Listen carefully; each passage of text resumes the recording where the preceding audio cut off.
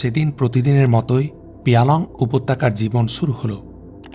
উপত্যকার ও পাহাড়ের গা বেয়ে কয়েকশো তাঁবু।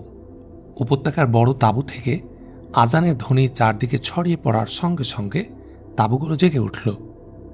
পুরুষরা অজু করে মসজিদে গেল, মেয়েরা আবার তাঁবুর ভেতরেই ফিরে গেল। বাচ্চারা তখনও ঘুমে। মেয়েরা নামাজ সেরে কেউ গড়িয়ে নিচ্ছিল, কেউ বা তাঁবুর বাইরে এসে পাথরে বসে গুনগুন করছিল। হয় কোরআন তেলাওয়াত, নয়তো কোনো উজবেক কবিতা তাদের মুখে। আবার কেউ ঘরকন্নার কাজ শুরু করে দিয়েছিল। আর ছেলেরা নামাজ শেষে নিত্যকার মতো মসজিদেই বসেছিল। ইমাম তাকিউদ্দিন আলোচনা করছিলেন সমসাময়িক প্রসঙ্গ নিয়ে। আলোচনা তার খুবই উপভোগ্য হয়। যতক্ষণ আলোচনা হয় বিছানার সাথে আঠার মতো লেগে থাকে মানুষ। আজও তাই হয়েছে। নীরবে গোগ্রাসে গিলছে লোকেরা তার বক্তৃতা। এমন সময় আকাশ থেকে হেলিকপ্টারের শব্দ ভেসে এলো। ইয়ালং আশ্রয় শিবিরের পরিচালক আবু ওমায়রভ উঠে দাঁড়িয়ে ইমাম তাকিউদ্দিনের কানে কানে কিছু বলল। ইমাম সাহেব তার বক্তৃতা বন্ধ করে বলল, হেলিকপ্টারের শব্দ শোনা যাচ্ছে, আপনারা শান্ত হয়ে বসুন, এখনই এ ব্যাপারে খবর পাবেন। ইমাম সাহেবের কানে কানে কথা বলার পরই আবু ওমায়রভ মসজিদ থেকে বেরিয়ে এসেছিল, তার হাতে দূরবীন। আকাশের 3টি হেলিকপ্টার উপত্যকার প্রান্ত দিয়ে চক্কর দিচ্ছিল। চোখে দূরবীন লাগিয়ে ওমায়রভ দেখল হেলিকপ্টারগুলোর গায়ে ফ্রয়ের চিহ্ন আঁকা। ওমায়রভ দ্রুত ফিরে এলো মসজিদে। সে আসার পর ইমাম তাকিউদ্দিন তার কথা বন্ধ করল। কথা শুরু করল এবার ওমায়রভ। 25-26 বছরের যুবক। তাসখন্দ বিশ্ববিদ্যালয়ের বিজ্ঞানের ছাত্র সে। চাকুরি করছিল কৃষি দপ্তরের জেনেটিক ইঞ্জিনিয়ারিং সেকশনে। বিয়ে করেছে 2 বছর হল। সাইমুমের কর্মী ছিল ওমায়ের ছাত্র জীবন থেকেই। তার উপরের অফিসার ছিল অতুর্কি, রুশীয় অঞ্চলের একজন গোঁড়া অফিসার। তার চোখে ধরা পড়ে যায় ওমায়রভ। অবশেষে সে গ্রেফতার এড়িয়ে রাতের অন্ধকারে সব কিছু ফেলে স্ত্রী এবং একমাত্র মেয়েটির হাত ধরে পালিয়ে আসে। সে 1 বছর আগের কথা। বিশ্বস্ততা, কর্মদক্ষতা গুণে সে এখন সাইমুমের একটি গুরুত্বপূর্ণ আশ্রয় কেন্দ্রের পরিচালক। বুদ্ধিমান ওমায়রভ ফ্রয়ের হেলিকপ্টার দেখে বুঝতে পেরেছে এই আশ্রয় কেন্দ্রের জন্য একটা চূড়ান্ত সময় আসন্ন। সে শান্ত কণ্ঠে বলল, প্রিয় ভাইরা, শত্রুপক্ষের 3টি হেলিকপ্টার আমাদের মাথার উপর উঠছে। জানি না তারা কি চায়, কিন্তু যতটুকু আঁচ করা যায় তাতে বলতে পারি বোমার ভয় ওগুলো থেকে নেই। আর ওগুলো প্যারাট্রুপার্স নামালে কয়জনকেই বা নামাতে পারে। সে সাহস তারা করবে বলে আমি মনে করি না। একটাই হতে পারে, ওরা আরও নিচে নেমে এসে মেশিন গান দাগাতে পারে। এই অবস্থায় সকলের প্রতি আমার পরামর্শ, আপনারা যে যার তাঁবুতে ফিরে যান। নিজ নিজ অস্ত্র নিয়ে তৈরি থাকুন এবং আদেশের অপেক্ষা করুন। হেলিকপ্টারগুলো থেকে যদি ফায়ার আসে তাহলে তা থেকে আত্মরক্ষা আপনাদেরই করতে হবে। একটু থামল ওমায়রভ, তারপর বলল, আপনারা আদেশ পাওয়ার সাথে সাথে স্থান ত্যাগের জন্যও তৈরি থাকবেন। আমার মনে হয় এই হেলিকপ্টারগুলো একটা অনুসন্ধানী দল। এদের পাঠানো খবরের পরেই আমাদের উপর আসল বিপদ আসবে। আবার থামল ওমায়রভ, তারপর অত্যন্ত ধীর কণ্ঠে বলল, প্রিয় ভাইরা, আমরা আমাদের জ্ঞান বুদ্ধি অনুসারে সাধ্যমতো চেষ্টা করব, কিন্তু যে কোনো পরিণতির জন্যই আমরা প্রস্তুত। জীবন এবং মৃত্যু দুই আমাদের কাছে প্রিয়। আমাদের বাঁচাটা আল্লাহর জন্য, মৃত্যুও আল্লাহর জন্য। সুতরাং কোনো কিছুতেই আমাদের দুঃখ নেই, ভয় নেই। আমাদের শুধু প্রার্থনা, যুগ যুগ ধরে এই ভূখণ্ডের মুসলমানরা পরাধীনতার অসহনীয় জ্বালা ভোগ করছে, আল্লাহ তাদের মুক্ত করুন। স্বাধীনভাবে মুক্ত বায়ুতে নিঃশ্বাস নেয়ার সুযোগ তাদের দান করুন। কথা শেষ করল ওমায়রভ। নীরবে এক এক করে সবাই চলে গেল যে যার তাঁবুতে, ইমাম তাকিউদ্দিনও। সবার শেষে বেরোল ওমায়রভ। অনেকখানি ফর্সা হয়ে গেছে তখন। হেলিকপ্টার আরও কিছুটা নিচে নেমে এসেছে। একসাথে 3টা চক্কর দিচ্ছে। হেলিকপ্টারগুলো আকারে কিছুটা বড়, গঠনটা একটু ভিন্ন প্রকৃতির।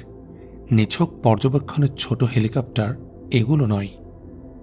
ওমাইরভ তার তাঁবুতে এসে পৌঁছল। তার স্ত্রী আরেফা 2 বছরের মেয়েটির হাত ধরে তার অপেক্ষায় দাঁড়িয়েছিল। তার চোখে এক রাস শঙ্কা, কিন্তু 2 বছরের ফাতিমা খুবই খুশি।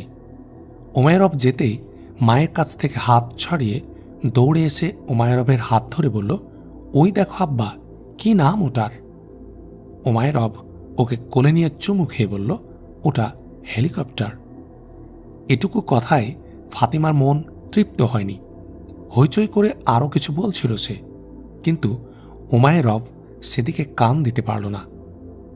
স্ত্রীর শঙ্কাকুল চোখের দিকে চেয়ে ওমাইরভ বলল, ওটা ফ্রয়ের হেলিকপ্টার। আমাদের আশ্রয় কেন্দ্রে ধরা পড়ে গেছে আরেফা। সম্ভবত আমাদের সরতে হবে, তৈরি হয়ে নাও। বলে ওমাইরভ তাঁবুর ভিতরে ঢুকে স্টেন গানটা কাঁধে তুলে নিল, তার সাথে গুলির বাক্স। তারপর বাইরে বেরুল সে তাঁবু থেকে। আবার দৃষ্টি ফেলল হেলিকপ্টারের দিকে। এবারের বিস্ময়ের সাথে লক্ষ্য করল হেলিকপ্টারগুলো গোটা উপত্যকা কাভার করে 3টি সমান্তরাল লাইনে এগিয়ে আসছে কাত হয়ে, ঠিক বোমারু বিমানগুলোর বোমা ফেলার ভঙ্গির মতো করে। তাহলে কি কিছু ফেলছে হেলিকপ্টারগুলো? কি ফেলছে? উৎকণ্ঠিত হয়ে উঠল ওমাইরভ।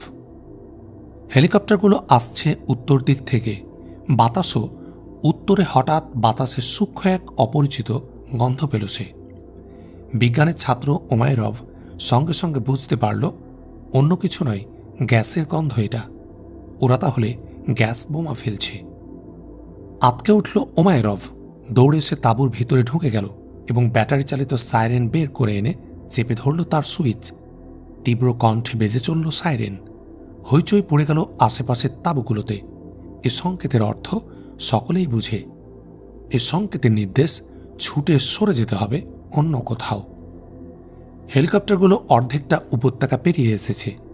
ছুটে আসছে ওগুলো। বাতাসে গন্ধ বেড়ে গেছে। কেমন যেন ভারী মনে হচ্ছে বাতাস। স্ত্রী আরেফা বলল, ফাতিমা কেমন যেন করছে। চমকে ফিরে তাকালো ওমাইরভ। দেখল ফাতিমার ঘাড় কাত হয়ে ঢলে পড়েছে। তার হাতে পায়ে হাত দিয়ে বুঝল ওগুলো ঠান্ডা এবং শিথিল। হৃদয়ে যন্ত্রণার এক ছোবল লাগলো ওমাইরভের। ভাবল সে, তাদেরও তো এখান থেকে সরে পড়া দরকার, কিন্তু কেমন করে পালাবে সে সবাইকে রেখে? স্ত্রীর দিকে চেয়ে ওমাইরভ বলল, আরেফা, শত্রুরা গ্যাস বোমা ছেড়েছে। তুমি ফাতেমাকে নিয়ে পালাও, আমি আসছি। আরেফা স্বামীর হাত চেপে ধরে বলল, তুমি চলো, তোমাকে রেখে আমি যাব না। ওমাইরভ উত্তরের তাঁবুর সারির দিকে চেয়ে বলল, আরেফা, ওদিকের কাউকে তো আমি বেরোতে দেখছি না। আমি কি করে সরে যাব তাদের রেখে?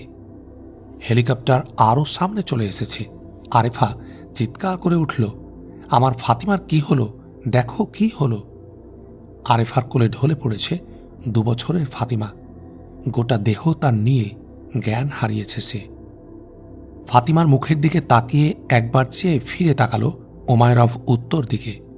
দূরবীন তার চোখে। দেখল সে। দেখে শিউরে উঠল ওমাইরভ। তাঁবুর পাশে পাথরের উপর ঢলে পড়ছে মানুষ। এদিকে অনেকে দেখল পাহাড় ডিঙ্গিয়ে পথে সরে যাবার চেষ্টা করেছিল। মৃত্যু গ্যাসের তারাই শিকার হয়েছে প্রথম। মাথা ঝিমঝিম করছে ওমাইরভের। এসে স্ত্রীর কাঁধে হাত রাখল। টলছে আরেফা। বুকে জড়িয়ে রেখেছে ফাতেমাকে। ওমাইরভ ফাতেমাকে আরেফার কোল থেকে নিয়ে মাটিতে শুয়ে দিল অত্যন্ত আদরে। তারপর একটা চুমু খেয়ে আরেফার একটা হাত ধরে বলল, চলো। আরেফা চিৎকার করে উঠল, ফাতিমাকে রেখে আমি যাব না। ওমাইরভ আর কথা না বলে ফাতিমাকে তুলে নিল বুকে। তারপর আরিফার হাত ধরে অনেকেই যে পথে চলেছে সে পথে যাত্রা করল ওমাইরভ। হেলিকপ্টার তখনও মাথার উপরে। ওমাইরভ দেখল কয়েকশো গজ সামনে একটা সিলিন্ডার এসে পড়ল। ফেটে গেল। হাত পায়ের শক্তি নিঃশেষ হয়ে পড়েছিল ওমাইরভের। স্ত্রী আরেফার দেহের ভার এখন তার উপর। শ্বাস নিতে কষ্ট হচ্ছে তার। ফাতিমাকে নামিয়ে রাখার জন্য সে নিচু হল। আরেফা পড়ে গেল। ফাতিমাকে রেখে ওমাইরভ দেখল জ্ঞান হারিয়েছে আরেফা। ওমাইরভ বসে পড়ল। চারদিকে তাকালো। কয়েক গজ দূরেই দেখল একজন মা তার শিশুকে জড়িয়ে পড়ে আছে।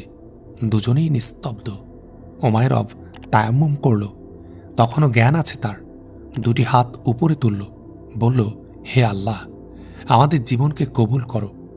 মুসলিম হিসেবে যে দায়িত্ব তুমি দিয়েছিলে তা পালন করতে পারিনি, কিন্তু যখন থেকে বুঝেছি চেষ্টা করেছি। এ চেষ্টা তুমি কবুল করো। কবুল করে তুমি আমাদের নাজাত দাও, আর আমার জাতিকে তুমি পরাধীনতার শৃঙ্খল থেকে মুক্ত করো। আর কথা জড়িয়ে গেল ওমায়েরভের। সে ঢলে পড়ে গেল পাশের পাথরের উপর। হেলিকপ্টার তখন আরও দক্ষিণে এগিয়ে গেছে।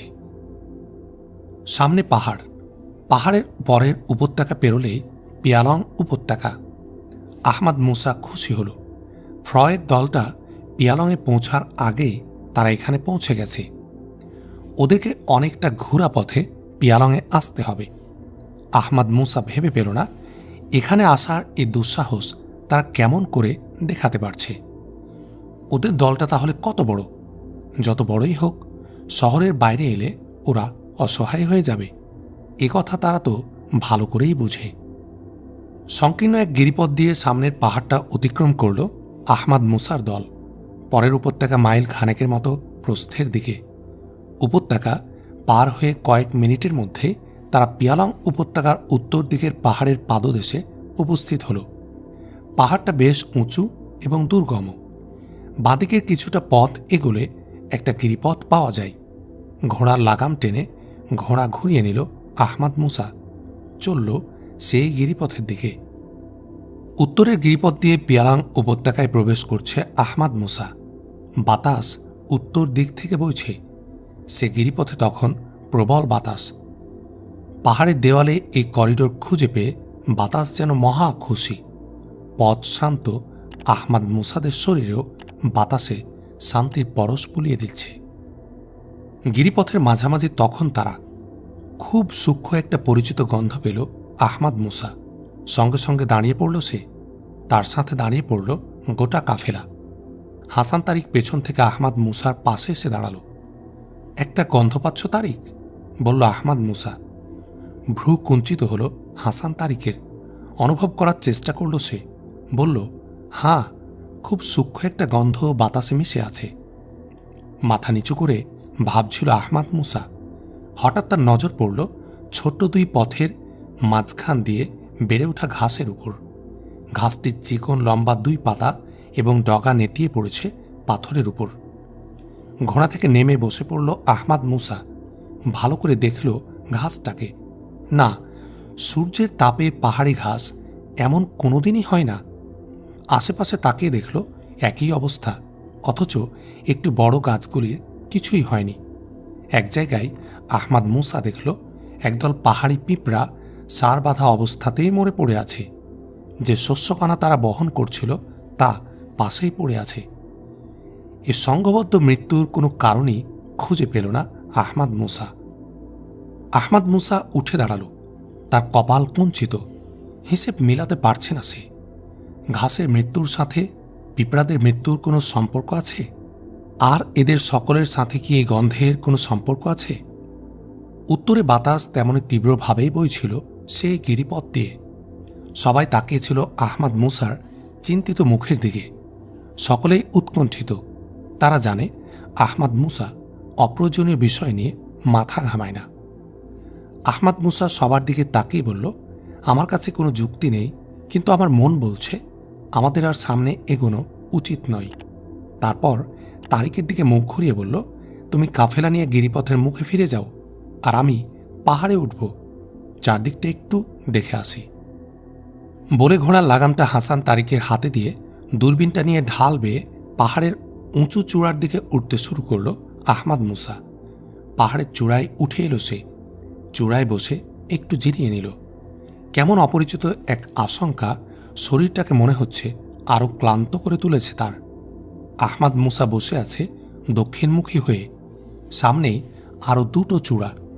তার ফাঁক দিয়ে গোটা পিয়ালং উপত্যকায় তার নজরে আসছে।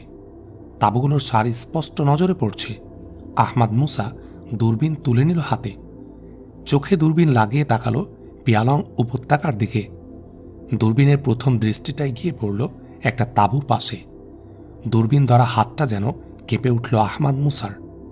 তাঁবু থেকে একটু দূরে 3টা দেহ পড়ে আছে, একটা পুরুষের, একটা নারীর, আরেকটা শিশুর। পুরুষের এক হাতে স্টেন গান, অন্য হাতে শিশুকে ধরা। নারীও একটা হাত আঁকড়ে ধরে আছে শিশুকে।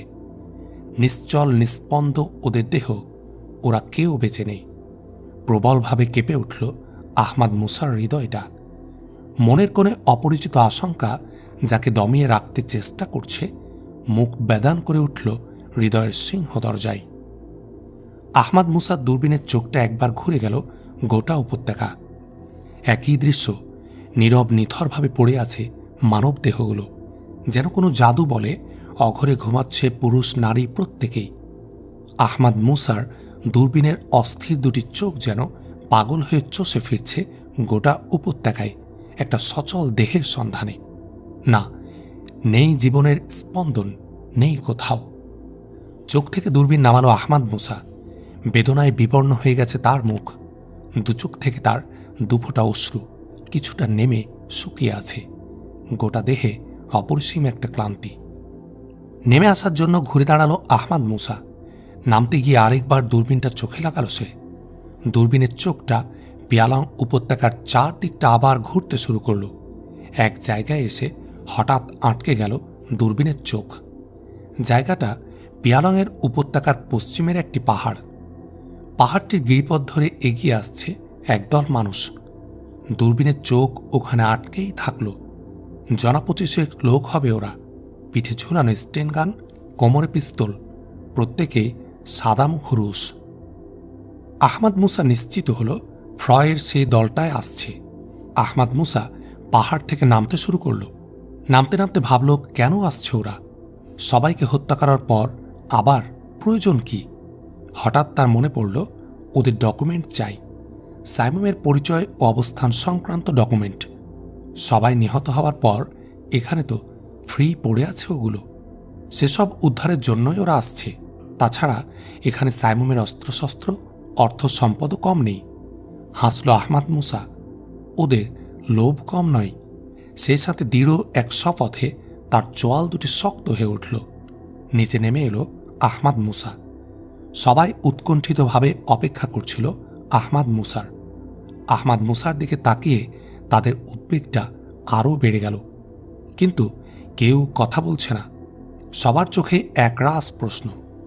আহমাদ মুসা ওদের দিকে তাকিয়ে ধীর কণ্ঠে বলল, প্রিয় ভাইরা, যতদূর দেখেছি পিয়ালং উপত্যকায় আমাদের কেউ বেঁচে নেই। খুনি বিষাক্ত গ্যাস বোমা ফেলে তাদের সবাইকে হত্যা করেছে। কেউ কোনো শব্দ করল না, কেউ কোনো কথা বলল না। চোখ তাদের নিচের দিকে, নতমুখী তারা। নীরবে তাদের চোখ থেকে গড়িয়ে পড়ছে অশ্রু। অসহায় মজলুম ওই মানুষরা তাদের স্বাধীন মন ও নিঃশ্বাস নিয়ে বাঁচার আশাতে আশ্রয় নিয়েছিল এখানে, কিন্তু পারল না তারা বাঁচতে। শিকার হলো মর্মান্তিক এক মৃত্যুর। শত শত পুরুষ, নারী, শিশু একসাথে। আহমাদ মুসা আবার ধীরে ধীরে বলল, প্রিয় ভাইরা, তোমরা অশ্রু মুছে ফেলো। এসো, আমরা প্রতিশোধ নিই। প্রতিরোধের আগুন জ্বালিয়ে চোখে। একটু থেমে আহমাদ মুসা বলল, একটা সুখবর তোমাদের জন্য। ফ্রয়ের সেই দলটা পশ্চিম দিক থেকে পিয়ালং উপত্যকার দিকে আসছে। ওদের বড় আশা, সবাইকে হত্যা করার পর এখান থেকে সাইমনের দলিল দস্তাবেজ ওরা হাত করবে। সেই আশাতেই ওরা ছুটে আসছে। সবাই একসাথে চোখ তুলে আহমাদ মুসার দিকে তাকালো। তাদের চোখে শপথের দীপ্তি চকচক করছে। আহমাদ মুসা হাসান তারিকের দিকে আরেকটু এগিয়ে তার হাত থেকে নিজের ঘোড়ার লাগামটা নিতে নিতে কয়েকটা জরুরি নির্দেশ দিল। হাসান তারিক নির্দেশ পেয়ে তার মুজাহিদ কাফেলাকে নিয়ে গিরিপথের মুখ থেকে একটু উত্তরে একটা দীর্ঘ টিলার আড়ালে চলে গেল। আহমাদ মুসা ওয়্যারলেসের তাসখন্দে আনোয়ার ইব্রাহিম, গুলরুক রাষ্ট্রীয় খামারে কুতাইবা, লেনিন স্মৃতি পার্কে আলদর আজিমভকে কয়েকটা নির্দেশ দিয়ে সেই টিলার আড়ালে হাসান তারিকদের সাথে একত্রিত হল। আহমাদ মুসার নিশ্চিত বিশ্বাস, ফ্রয়ের ওই দলটাও পিয়ালং উপত্যকায় প্রবেশের জন্য এই গিরিপথই ব্যবহার করবে। এই একই উপত্যকা পিয়ালংয়ের পশ্চিম পাশের পাহাড়কেও বেষ্টন করে আছে। সুতরাং উঁচু পাহাড় ডিঙ্গানোর চাইতে উপত্যকার পথ ব্যবহারের জন্য এই গিরিপথের দিকেই তারা এগিয়ে আসবে। যে টিলার আড়ালে আহমাদ মুসারা আশ্রয় নিয়েছে তার অবস্থানটা খুবই সুন্দর। টিলাটির পশ্চিম প্রান্তে দাঁড়িয়ে প্রায় গোটা উপত্যকাটাই নজরে আসছে। সুতরাং ফ্রয়ের লোকেরা এ উপত্যকায় পা দেবার সাথে সাথে তাদের সব গতিবিধি নজরে আসবে। অবশেষে প্রতীক্ষার অবসান ঘটল। উপত্যকার পশ্চিম পাশের এক গিরিপথ দিয়ে ফ্রয়ের বাহিনীটি উপত্যকায় নেমে এলো। উপত্যকায় ওরা সোজা পিয়ালং পাহাড়ের দিকে না গিয়ে উপত্যকা ধরে এদিকেই এগিয়ে আসছে। লক্ষ্য তাদের এই গিরিপথটাই। আহমাদ মুসা খুশি হল। আহমাদ মুসা হাসান তারিককে বলল, তুমি তোমার লোকজনদের টিলার পশ্চিম প্রান্তে নিয়ে মোতায়েন করো, যাতে ওরা এ টিলা অতিক্রম করার সঙ্গে সঙ্গে ওদের পেছনে গিয়ে দাঁড়ানো যায়। দেখো, ওদের মুখে গ্যাস মাস্ক আছে। ওদেরকে গিরিপথে ঢোকার সুযোগ দিলে আমরা বিপদে পড়ব। গ্যাস মাস্ক ছাড়া আমরা উপত্যকায় ঢুকতে পারব না। হাসান তারিক তার সাইমুম ইউনিট নিয়ে টিলার পশ্চিম প্রান্তে চলে গেল, আর আহমাদ মুসা টিলার পূর্ব প্রান্তের গিরিপথটার মুখ বরাবর ওত পেতে থাকল। অনেকটা সমান্তরাল সার বেঁধে ওরা এগিয়ে আসছে। সকলের হাতে স্টেন গান। উপত্যকার মাঝামাঝি এসে ওরা গ্যাস মাস্ক পরে নিয়েছে। এখন ওদের পদক্ষেপ অনেক সতর্ক মনে হচ্ছে। ওরা টিলাটির পশ্চিম প্রান্ত অতিক্রম করে এগিয়ে গেল গিরিপথটির দিকে। হাসান তারিকের নেতৃত্বে সাইমুম ইউনিট বেরিয়ে এলো টিলার আড়াল থেকে।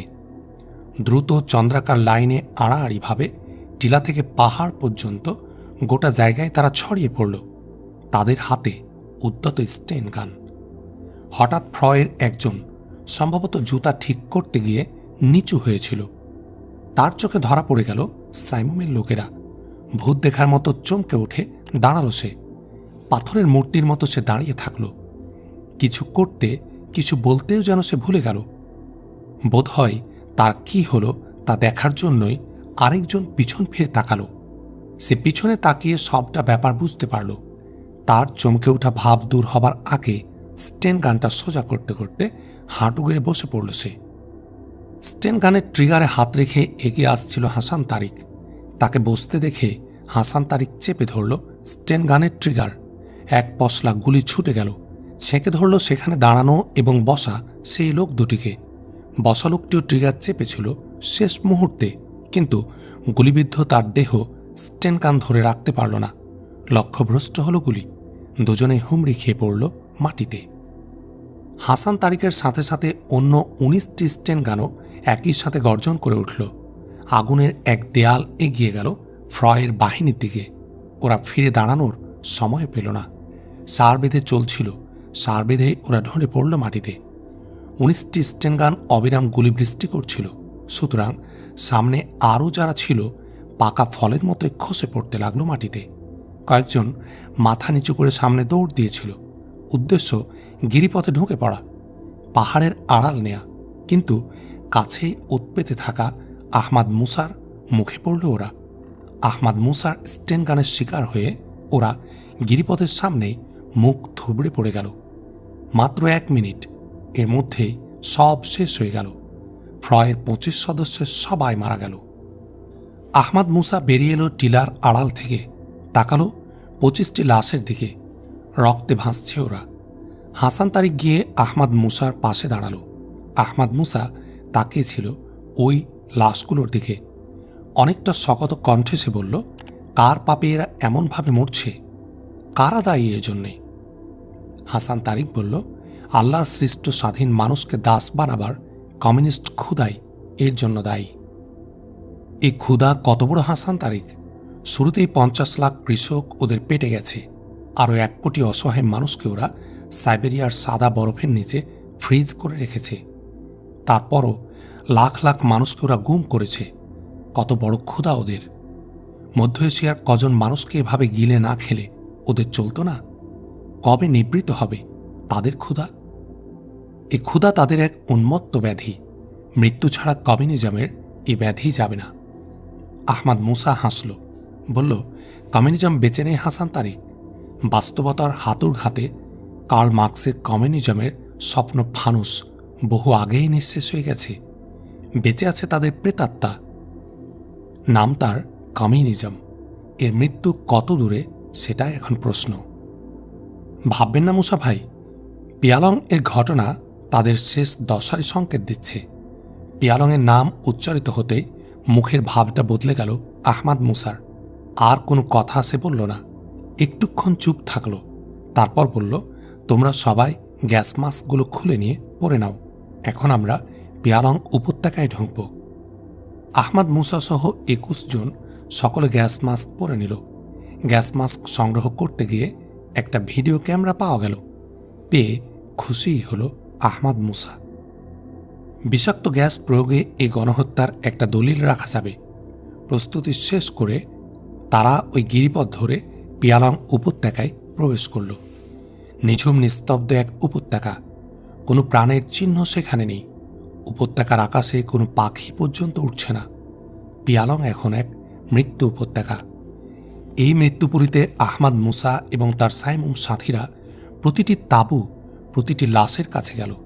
প্রতিটি দৃশ্যকে ভিডিও ক্যামেরায় ধরে রাখল তারা। ঘটনার বীভৎসতা তাদের সকলের চোখের পানি শুকিয়ে দিয়েছিল। বেদনায় যেন শক্ত হয়ে গিয়েছিল তারা। উপত্যকার সাইমুম অফিস থেকে প্রয়োজনীয় সব কাগজপত্র, দলিল, দস্তাবেজ সংগ্রহ করল। তারপর সন্ধ্যা নামার আগে বেরিয়ে এলো মৃত্যু উপত্যকা থেকে। তাদেরকে আবার ফিরে আসতে হবে এ উপত্যকার শহীদদের দাফনের জন্য প্রস্তুত হয়ে। রাতটা তারা বাইরে উপত্যকাতেই কাটাবে। সূর্য অস্ত গেল, অন্ধকার নেমে এলো উপত্যকা জুড়ে। সাইমুমের একজন কর্মী আজান দিল। পরিমাণ মতো খাবার পানি রেখে অজু সেরে তারা সবাই নামাজে দাঁড়াল। পিয়ালংয়ের ঘটনার পর আহমাদ মুসা গম্ভীর হয়ে গেছে। যেন অথই এক ভাবনার সাগরে হাবুডুবু খাচ্ছে সে।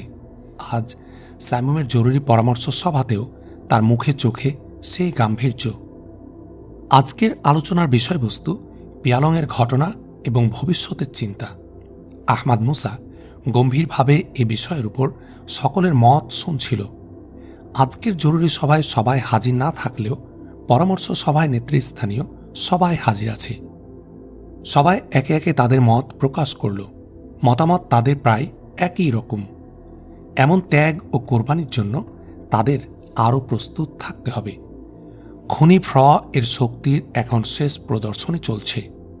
জনগণ আমাদের পাশে আছে, বিজয় আমাদের হবেই।